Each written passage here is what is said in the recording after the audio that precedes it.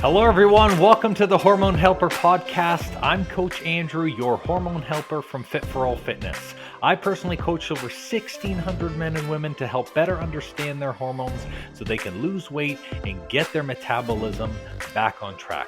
With this podcast, you're going to hear from me and my special guests about everything from metabolism to thyroid to weight loss. And we even talk a little bit of sexy time as we chat to spread more knowledge thick like butter on your hormones. If you're ready to learn, I'm ready to share, so let's do this. And welcome back to the 5-Day Challenge mini-series where our goal is to sleep, rest, and recover your way back to a healthy hormone panel. Last episode of the challenge, we talked about reducing stressors so you weren't having anxiety issues while burning through your hormone cortisol all at the same time. So we discussed physical, mental, and emotional stressors, what they are, and then we gave tips on what could be done to reduce them. So today we are going to be working our way down to our body for a very important and neglected part of our system, and that is our digestive system. The way we eat and process foods can tell us a lot about our digestive and our hormonal systems, but not enough people are willing to take a good long look at how their poop looks and what it smells like. Crazy, right? Now, don't worry, none of you listening will be touching poop today. And also, please don't send me or your doctor a bag of your poops or pics of your poop to make sure it's okay. No joke, the amount of strange pictures that I get literally blow my mind. And the crazy thing is they're not even from clients. Sometimes random people just send me messages and they're like, is this normal to you? I'm like, please, okay? So maybe I'll make an episode solely based on the strange things I get sent. But for now, it's going to be just no poop sending to me. Now that I think about it, why don't I call it like close coaching encounters, like that animal show, like close coaching encounters with Andrew, where I just talk about all the pictures and the weird stuff I get. I think it's a great idea. I find it's funny because like when I'm working with our clients through our hormone reboot program, some people try to be proactive and they ask me, what do I need to do? Do I need to start measuring and taking pictures? What do I need to give you?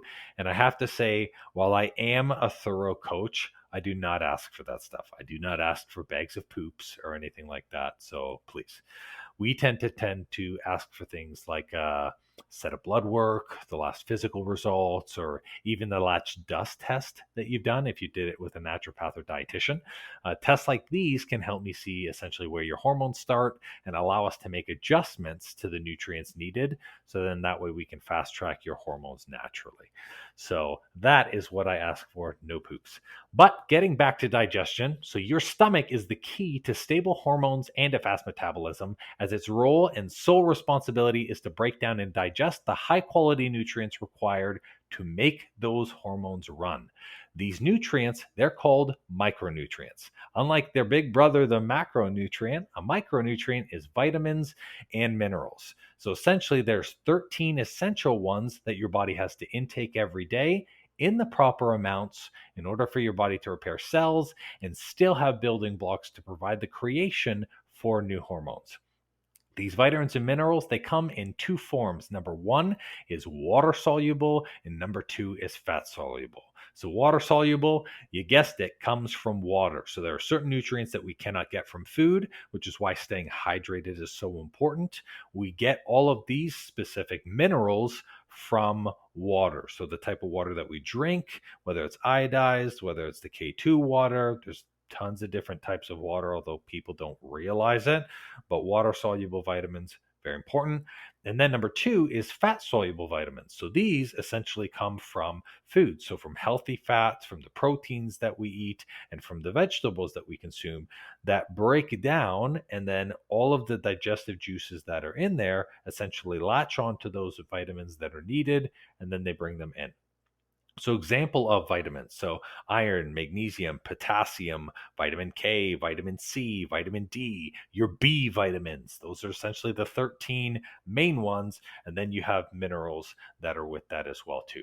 So your body's digestion, it needs to be able to process and intake both vitamins and minerals, or you end up developing what we call is a deficiency.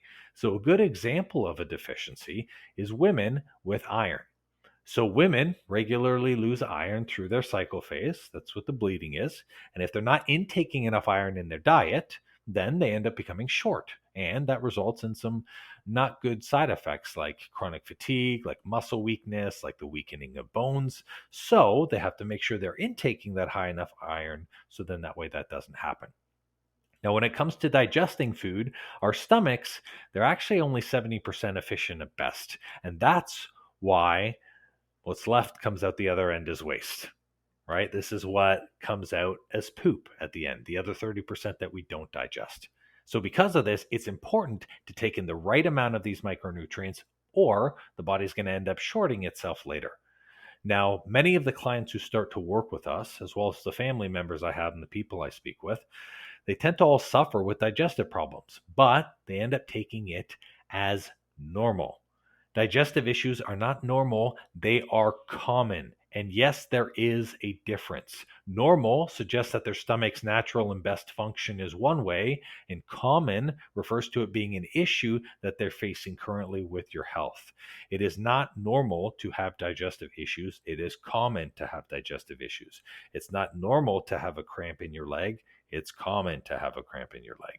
There are two differences between normal and common. So please do not normalize your symptoms or your issues. And if your doctor's normalizing it, you need to find somebody better who's actually going to work through them. So let's talk about some of the common issues that might occur when having digestive struggles.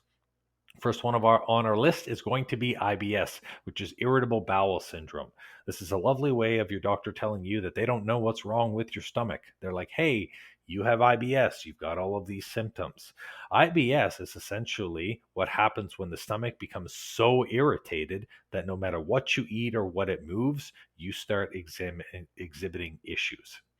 Bloating. So bloating can happen in two ways. There can be hormonal bloating or there can be mechanical bloating. So hormonal bloating results from the hormone estrogen. So when estrogen sits in the stomach, it starts distending because it has nowhere to go. And then you end up hurting or having a lot of abdominal pain, as well as your stomach ends up pushing outwards. Now, mechanical bloating is a result of slow digestion.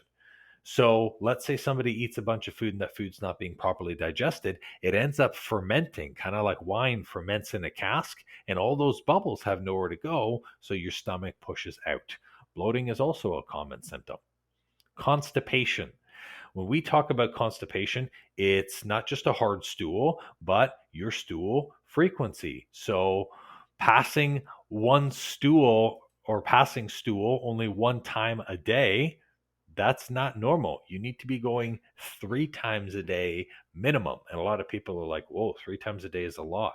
Yeah, well, if you're eating 3 meals a day, you should be going to the washroom 3 times a day. Crazy, isn't it? I know. 3 meals is 3 stools. But what happens if it's only 1 time a day? Or, like some people, what's only 1 time per week? That's really scary. That means that there's something wrong with your digestive system, and that's something wrong with your metabolism because it's so slow. Things like frequent acid reflux or indigestion. If the acid in your stomach is coming up into your throat, it's probably because you have a digestive issue, and that's something that you need to take a look at, as that acid can start to burn in your stomach lining itself and can actually start to burn in your throat. And having to strain to get your stool out. So if you have to force yourself to go to the washroom and you're sitting in the washroom for an hour to an hour and a half, that's also a big issue.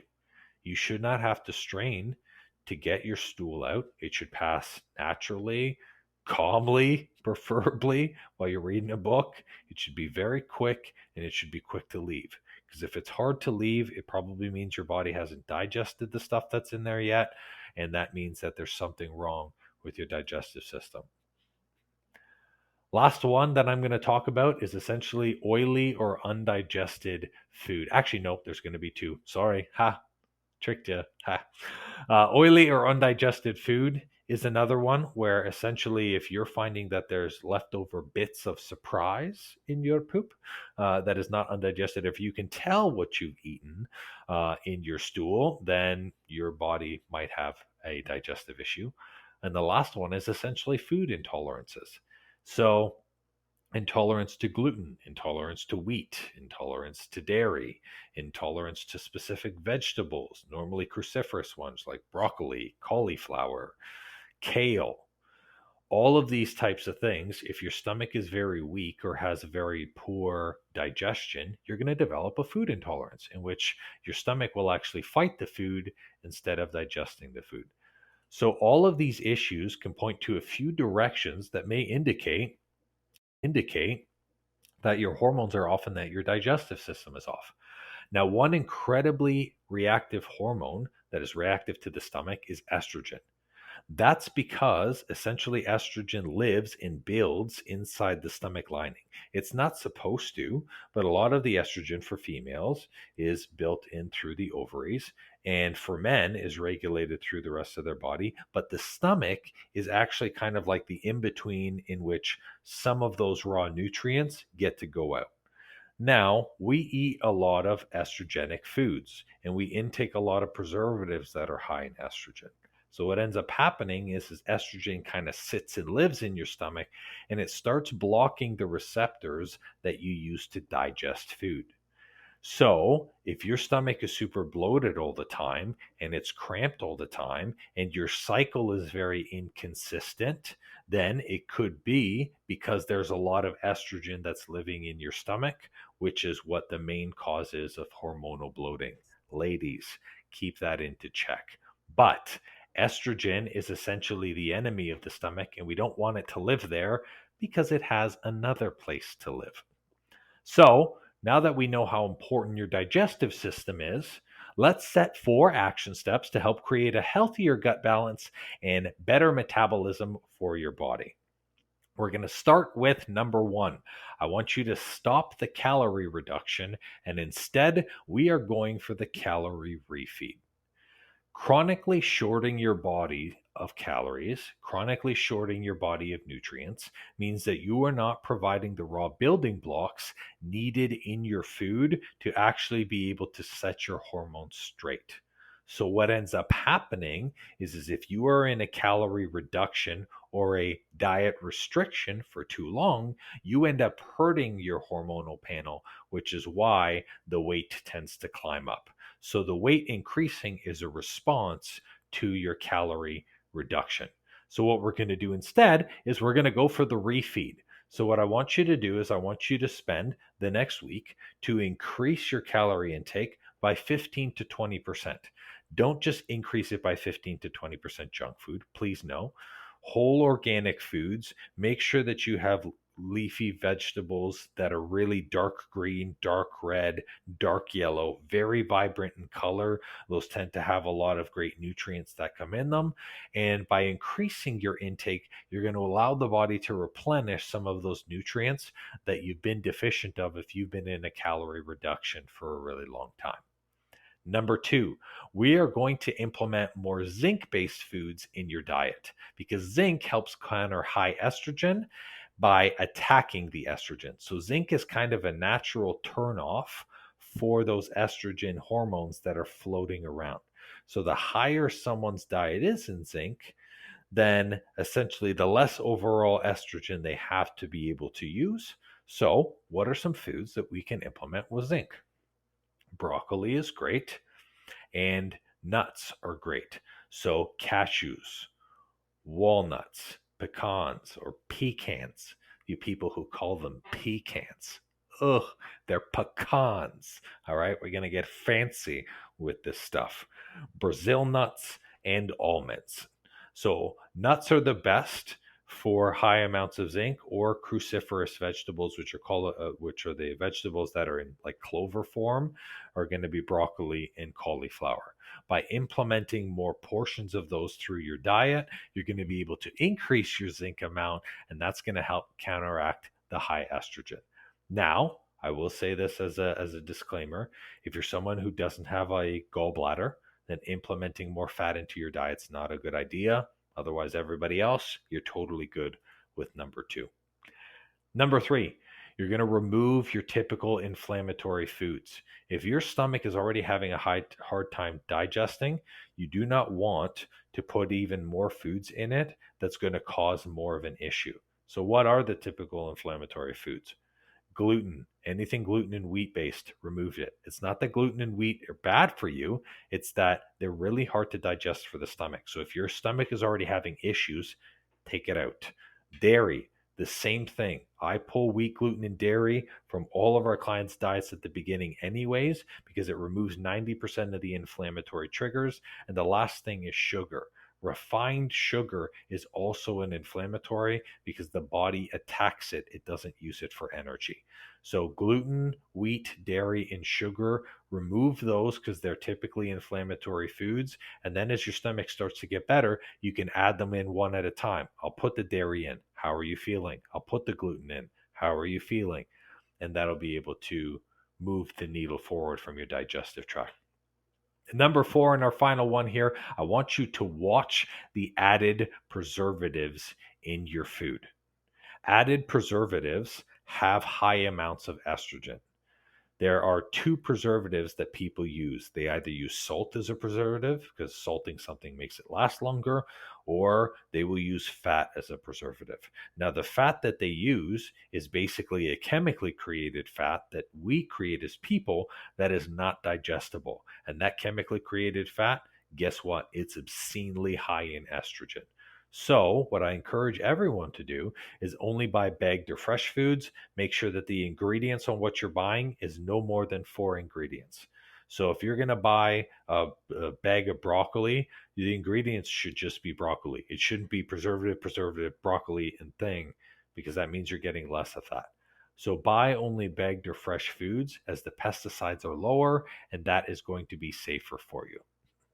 So we have all 4 of the tips that we've just gone through. It's stop the calorie reduction. We're going for the refeed, implementing those more zinc-based foods, removing the typical inflammatory foods, the gluten, the dairy, the sugar, and the wheat, and then watching the added preservatives in what you buy and buying only bagged or fresh foods. So that is all for improving your digestion. Hopefully your stomach starts to feel a little bit better. And by hope, I don't actually mean we're going to will something into making changes. I mean hope by I hope that you apply these things so then you can actually start to see some results. Remember as well too, we have the last day of our 5-day challenge as our next video. So make sure you tune into that. And then that way you can see our special surprise that we have in store for all of you listeners. So thank you so much for listening to the podcast, and we will catch you on the next episode. Well, it seems I'm all out of info juice for today. That's all for this episode, and thank you so much for listening. Please leave a raving review for me if you've learned something good, and make sure to subscribe to the podcast so you don't miss an episode. Now, if you're in the mood for some more great content and tools to get your hormones on track, why not check out our free Facebook group and the blog on our site. We do amazing weekly trainings in our group that me and my wife call Tea and Teachings that give good tips for anything hormones and metabolism related. It's also a great community where you get to share your goals and success with like-minded people just like you. I'll make sure to drop both the Facebook group link and the blog link in the show notes for you. Or if you're ambitious like me, the name of the group is Weight Loss and Balanced Hormones. It'll say Fit for All beside it with a picture of me. So come and join us and have more fun.